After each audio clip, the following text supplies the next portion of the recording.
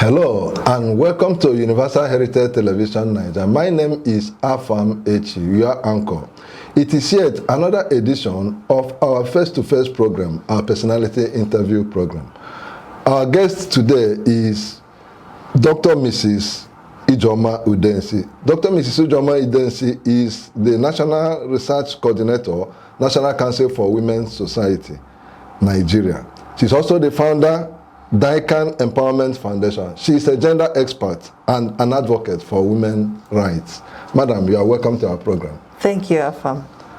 Yeah, please remember to like our Facebook page and subscribe to our YouTube platform. Madam Udensi is going to take us through some contemporary issues woven around women. There are so many things, the complaints coming from our mothers, our sisters, and everything woman. She's going to look at it. Recently, specifically March 8th, the women had the International Women's Day. Madam, I guess that's correct. Yes, exactly. And the theme of the program was Invest in Women, Accelerate Progress. Yeah. So in a minute, can you tell us what panned out, what it was like on March 8th, and then what the theme represents for women? Just 1 minute. The International Women's Day happened on the 8th of March, like you rightfully said. But the whole month of March is our month, is the month for women. Yes, okay. So beyond that day's celebration, we still discuss issues concerning women within the whole month. So we are still celebrating women? Yes, we are still celebrating women. Okay. The theme for the year is quite apt. Okay. It says invest in women and accelerate progress. So there's just an interconnectivity between investment in women and then progress. Yeah. And then our campaign theme is inspire inclusion. So you can see that covers the whole gamut of what expectations women have from society and from leadership. Okay, when you say invest in women and accelerate progress, and you are talking about inclusiveness, are you saying that we have not, the government, the people have not been investing in women, or maybe the women have not been participating in activities as they should? I'm particularly talking about our country, Nigeria. Okay. And the states of women's rights, the states of women empowerment, the states of women inclusion, gender inclusion. Okay. And I would say when we look at the scorecard, we have not done well at all. In the area space, in the leadership spaces, you can say that we've not even attained up to 11% affirmative action, and that has been ongoing. Okay. So we have not adequately invested in women, because the understanding is that there are competencies, skills that women possess, that when you bring them together to the table, they will accelerate the progress. And so how do you tap these potentials? When you invest in women through education, through empowerment, you're able to get the best out of them. And that fosters inclusion. Even developed societies have realized that if you do not support women development, if you do not empower women, if you do not invest in women, you will not do well. Development strides are delayed. And so that's why. Yeah, you raised a very important issue, the issue of inclusiveness of women in governance. You know, the number of, you mentioned 11%, and the affirmation principle says 35%. Now, who should be held responsible for not keeping to the recommendation? Is it the women or is it the government? Because if the UN said 35% and the women are not asking, and the people who are supposed to give are not doing anything, so who should we hold responsible? Agreed. Women, there's so much skills, so much. Women have come up competing with men in some areas, and it's given, it's taken. So who should be held responsible for the inability to implement this affirmation principle? Because why I am asking this, in some countries, Rwanda, for example, in their parliament, the women are, if I use the word dominant, may not be far from the reality. So, but when you look at the country Rwanda, yes, you will see progress. You will see measurable. You will see progress that you can identify, you can touch. And it is safe to attribute it to the fact that they've allowed their women to contribute to national development. When you talk about, I want to correct the notion, we have gone beyond 35% affirmative action. Okay. with the world body. Yeah. We're not talking about gender parity. We're talking about 50-50.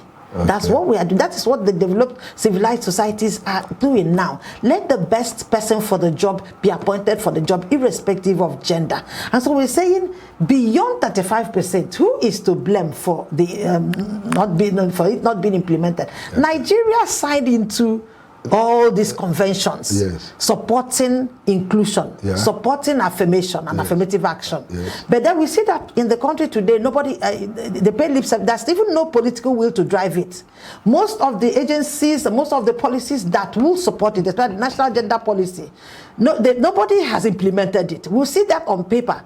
But what about the budgetary allocation to implement it? And when you say women for 35% affirmative action in leadership, I know you're going to talk about politics, yeah, and why women are not coming up. I'm not contesting it. I am going to tell that in mind. Good. I'm, yeah, telling you now that the condition for politics pre-post and the elections proper, yes, are not conducive for women's participation. I'll tell you what, when you bring the party nomination, okay, let's start with even the party hierarchy. Yeah. In the parties themselves, how many parties position women in the core leadership and decision making of the parties? You see women as women leader, but we don't see any man leader. That's woman leader all the time, and that is the highest position they give to women. The next thing you see women is during their parties, and the woman is now the welfare committee chairman. That is where you see the women. Yeah, have you positioned women well, where they would decide who the parties present in their primaries? Women are disadvantaged. At that point, when forms are being sold for people who are going to emerge as the party flag bearers, women are already losing out. You see them start with a lot of money. You buy forms with a lot of money, and in the places where they said have considered you should take the money free, there are other things, other stumbling blocks they'll put on your way. So when we talk about who is to blame, it is not the women. I refuse to accept it, because we have very competent women, we have very tested and trusted women who can fill up these positions. But are they given the chances from the political parties? You can't vie for election without standing on the shoulders of a political party, and the parties themselves have not. You see them put it on their manifesto, inclusion, but that's just been on paper. They are not implementing it. But madam, in reality, how many of the women participate in this politics? How many? Because when they don't show interest, it is just the few available. I refuse to say women show interest. I want to say that, one, when you talk about politics, who are the largest voting population we have? Women form majority of voters that go out there to religiously vote, protect their vote, and see what is happening. But then I'm going back to political parties. How have they implemented the affirmative action that is in their party manifesto? Okay. When you have a party, okay, look at the last election. How many women in Imo State were party flag bearers for those certain positions? In the whole of State Assembly, there was no female candidate. Other parties brought out female candidates. A smattering of one or two of them brought out female candidates. But at the end of the day, when the competition is already staked unfair against you, yeah, how will you? Okay. You cannot present and be voted and vote for. You cannot win an election that you are not on the ballot. So ab initio, you have been disinherited, you have been discredited, you are not on the ballot. So if parties will be true to their form and say 35% affirmative action must go to the women, now women come and vie for these positions, yeah, and they emerge as party flag bearers, why won't the women vote for them? Okay, I get your point now. What you are saying in a nutshell is that the parties have refused to feature women deliberately, not implementing the 35% affirmative action, yeah, and then in a sly way making it difficult for female candidates to emerge. Because when they position their party meetings, okay, in the very midnight and do meeting after meeting, okay, and they tell you that they are only fronting people who can win elections. Elections today have been so monetized, okay, that it is paying to the highest bidder. And we all know that women are at a disadvantage when it comes to economic power. But a lot of it is held by the men folk. Okay. So you cannot compete on unequal fronts. Okay. Okay. Now, madam, you see, this takes me to another question. You see, the woman is the mother to whoever is in power, whether as governor, as president, or whatever. You have forgotten as girlfriend too. Even as girlfriend. Okay, the woman is also the wife of whoever is the president or the governor or whatever. It's a woman that's also a sister. Those in power, they have sister, they have mother, they have their daughters. They're all women, and yet we complain and talk about marginalization, just like we are highlighting now. Why is it still so? Because we were told women have subtle influences on the man, either as a mother, you know how you prevail over your child, or your husband, or so. So why do we still have women marginalization in spite of all of this? This scenario you have painted is the reason why only qualified women, capable women don't make it to the decision-making tables. Because I tell you, politics is all about interest. Okay. It's almost like a cult of people who share the same interest and who have invested the same money in it. So it's only he who pays the piper dictates the tone. They invest, and when they invest, they want to dictate who comes and what level. And we know that we live in a patriarchal society. Okay. Men look out for themselves, and they can only throw crumbs at women. And when they want to throw those crumbs, they look for those ones that are closely related to them by any kind of affinity.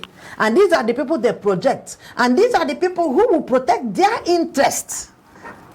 So they have already disarmed. So when you see people in development work, or people in the NGOs side, or people in the advocacy, and we advocated and we say give women a chance, they will not consult us. They will not come and give a wipe and say, we need, okay, I'm talking about appointments now, because election, we have gone through it, we know what. Okay. Appointments, when you want to appoint somebody to represent women, how do you throw it open? What informs your choices? The choices are things that are private to you, and you only want to benefit, or you only want to give those opportunities to people who you want to benefit from you, and people who will be loyal to you, who will speak your mind. So when you can control, so eventually when you say women don't support women, those women will first go back to the men who paid the piper for them to dictate the tune. No woman can ever take a position outside the one that pushed her and put her there, because already she's a rubber stamp. Sorry to say that, but that is reality.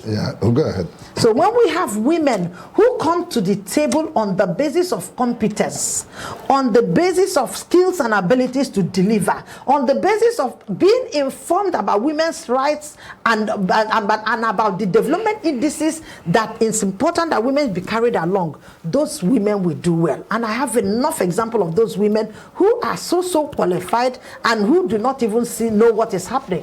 The next thing we have, they've appointed the minister, they appointed commissioner. Who did they consult? Did they take the best of the best? And what was the primary consideration before such appointments were made? That is the problem of women. So our influence is minimal when you want to the bedroom. In fact, when you say use your power in the home, or use your bedroom power, use the room power, you have actually commodified us that a woman is only good as when she cajoles a man, when she goes to beg for an appeal for a man. But these are things that should come to women on the table, on the basis of competence, on the basis of ability to deliver, on the basis of their burning desire to promote gender equity, to promote the rights of women, and to empower women so that the next generation of our daughters will not suffer what we have suffered. Okay. Yeah, okay. Now, let us talk about the issue of you're a gender expert. Let me take you right away on this issue of gender parity. People believe in a common street language. Yes, they say whatever a man can do, a woman can do better. And so people talk about equality of rights. Outside there they say, oh, men and women should be treated equally. But down here in Nigeria, it's a different ball game. So what do you think should be, like in our own case, are men and women equal, or should they enjoy equal rights? So let's I don't know what is your own. When we look at the elements of human rights, the International Declaration of the Right of Persons, human rights. Okay. Human rights dictates that all men are equal, irrespective of gender. There is inequality, no discrimination, no bias. So that's the equality of persons. It's a natural law. Say God made man and woman.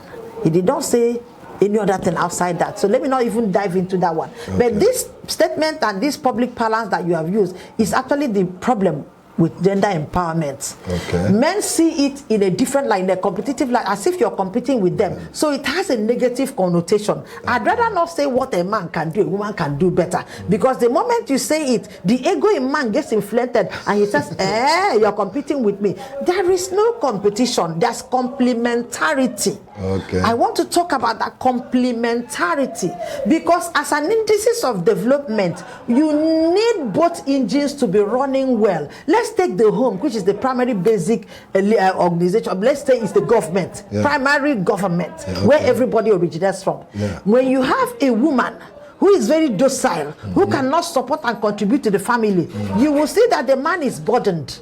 You will see that the family will not achieve as much as they will achieve if you have an active woman who is very supportive, who brings in things to the table. And then we all know that by research, it's been proven that the IQ of the children in the home, to a very large extent, to even 80% extent, relies on the IQ of their mother.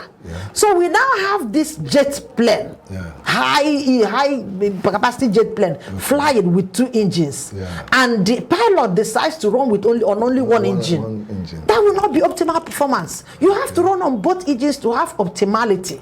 And so that I'm not going to say men and women are they equal. I will not answer to that. I will say there are complementary abilities that they should bring together to bring development, to accelerate progress. That takes us to our team. Invest in women and accelerate progress. In our homes, we do that. We invest in our daughters. We send them to the best universities. We send them abroad. We allow them to read courses. Some of them are they've broken the glass ceiling and gotten into professions that hitherto was thought to be exclusive reserve of the men. And so now you want to bring them down and sit on them and tell them, hey, you're a woman, you don't have equal rights with me, and you cannot do anything. Go and be a housewife. My dear, the Gen Zs that we have now negotiate everything. And they want to be treated like human beings. They want to be respected based on based on the capacity. They are being human, and by the fact that they have what it takes to improve the life and standard of living of the man who is with them in the family. So that we should change that balance. It is people have equal ability to bring development, to bring progress, to complement each other. So let's say complementarity, not equality or otherwise. Okay. Now there is something that still on the women issues, rights, and the rest of it. Since Ukeje, I think Nena Ukeje won that landmark judgment, and at the Supreme Court, it kind of changed the landscape of our, the cultural things that are accorded to women. Now we now know that a woman now have a right to in the father's estate. Yes. When the person, unlike before, when they don't even they can't look towards that direction. So now, to what extent most state legislators have adopted that and enshrined it in their laws. I don't know, as a woman who is following the women issues and affairs, do you think, to what extent is this being accepted and implemented in our society and the traditional society? Because this is where these things play out. Exactly. I'd say that that was a landmark victory, landmark victory, and we all celebrated. Yeah, it accords to what you said earlier. But I want to align it. In the VAP law, Nigeria signed into that convention. I'll still go back to that. Signing into conventions that caused the VAP law to be put into law, to be made a law in 2005, right? That's when we have the VAP law as a national law. And under the VAP law, we have equality of opportunity, equality of persons. We have the right, and women have the rights. Women's rights were projected. And as a result of that affirmative, VAP law, so violence against persons in every form, in every economic form, is prohibited. So that law empowers women not to be discriminated upon, and to have what is due to them by the right of being a human being. And in families where you have boys and girls, and where we know that in recent times, more women contribute to the upkeep, the support of parents in old age than even their brothers. And then when it comes to the issue of parents passing on and the rites of passage, burials and all that, families do not discriminate. In fact, they will say you, Ada, will bring this one. They share equally. If the bill is bill of 3 billion, maybe when the family is struggling, they will share it to every child in the family to provide so that they can bury their parents. But then when it comes to looking at what the parents, the property that was acquired, they tell you leave it for the boys. Now the law is against it. The law prohibits it. But then when we come to traditional setting, like when I go for community advocacy, I usually ask the fathers, you have daughters and you have trained them, and you have empowered them and equipped them. At the end of the day, when you have estates, we do not say the homestead, because probably most of the women are married and they have gone somewhere else, which is the contention. But then it is selfishness to say that your daughter who has married, who contributes to your welfare, who comes to look at, probably even comes more than her brothers. Then at the end of the day, she now says she is amonyozo, that she will not have any right. And I tell them, fathers, you have other estates in the cities. Gone are the days when your property was only yam, obaji, and in the village, located within the village. Now you have estates in town, you have companies, you have factories. But there are so many men. I can tell you, Dangote, his daughter is one of the primary directors in the company. I can tell you about Elumelu. Elumelu's daughter is even prepared for succession. I can tell you so many men in contemporary societies who are doing that, even outside the VAP Act or the VAP law. But then our society will understand that culture evolves. We have left those days when we were naked and walking about in the bush to those days when women meant nothing. They're supposed to be just burden bearers and bearers of children. We have moved into the season where women contribute. Times have changed. We should move with the times. There is nothing wrong with a man writing his will and saying, my daughter gets this, my sons get that. I am an advocate of that. Even in my own home, my husband knows that our 4 children will inherit equally, because they have contributed equally. Okay. So you are trying to say something that it negates the VAP law or something. No, what I'm saying about that, in certain states, the lawmakers have come out with their own design of the property law, like in Imo State. We have the property law that was promoted by one of our lawmakers, and we're glad that he's thinking about women. But then we're looking at it. That law came out it wasn't well. The procedure was too fast. He didn't give anybody the chance to look at it, panel beat it, review it, call women together to look at it before it was passed. And so when we look at it now, you see that it erodes some of the gains of the VAP law. Like in that Imo State property law, you will see that when a woman holds in trust for her children when her husband dies. But in practicality, when you break it down legally, a woman is only holding in trust what actually belongs to her by right of that she's worked with her husband to make those things and to provide those things. So those things actually are property belonging to herself and her husband. And so long as she's alive, the law protects her. But now this law erodes that right. If she passes on. Yes. And now this law also provides for, if you have a male child, no matter the position of the male child in the family, he is given priority of choice over the woman, over the girls. And so this is taken away from what we have achieved. So when you look at it strictly, in legal terms, I'm not a lawyer, when you x-ray it very well, you see that it has taken away from us. And we need to go back to the lawmaker and say, now, let's go back and look at this law. There is always a legal provision for amendment. So let's amend it and take into consideration that when a man dies and the wife is alive, so long as he's his wife, the wife has a right to all the property. So you can't tell me that I cannot sell, I cannot lease, I cannot do whatever I want with my property unless I take permission from my sons. Okay. So that erodes the rights of the woman. and takes us back to the primitive days when everything is about the male superiority and then the son of the family having more stronger rights than their sisters and their siblings. Okay, so madam, we will be coming to the end of this program in a while, in a minute. Let me talk about the role of women in the family in relation to the youth. Now, if you check around this, much of the crimes we experience in the society comes from the youth group.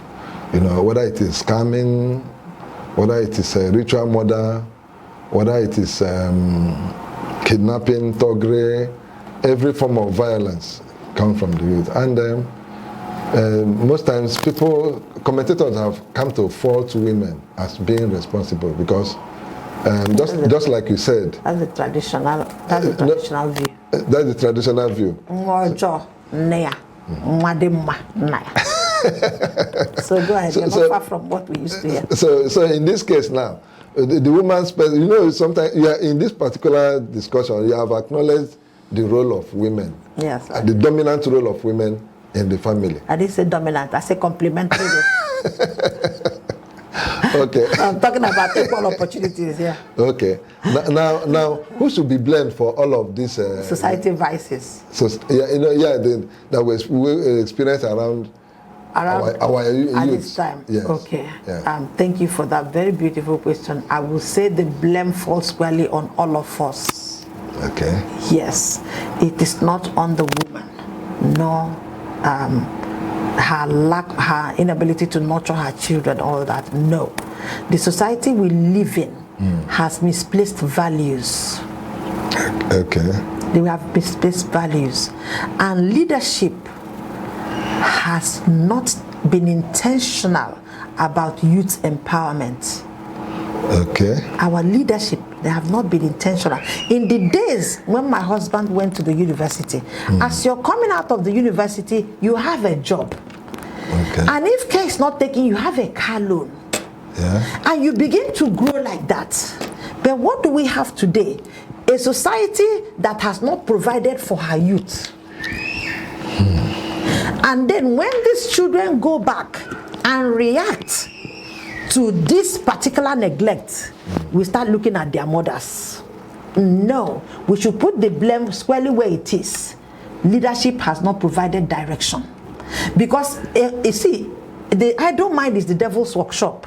When you take a child out of being idle and keep him equipped and keep him busy, he doesn't have the time to begin to think about negativity. How did this coming come about? The children are in an economy that where inflation is so high, there are no jobs, nothing. And I am not supporting criminality because there are other creative ways that you can engage yourself. There are young people that have created jobs for others. They have applied their creativity and their intellect to working positively for society. Yeah. But I want to say that leadership has not been intentional in providing for our youth. Okay, madam, this is where we draw the curtain for the program. I think I need to engage you again for the other aspects of the questions I have not asked, which time is not allowing us to do.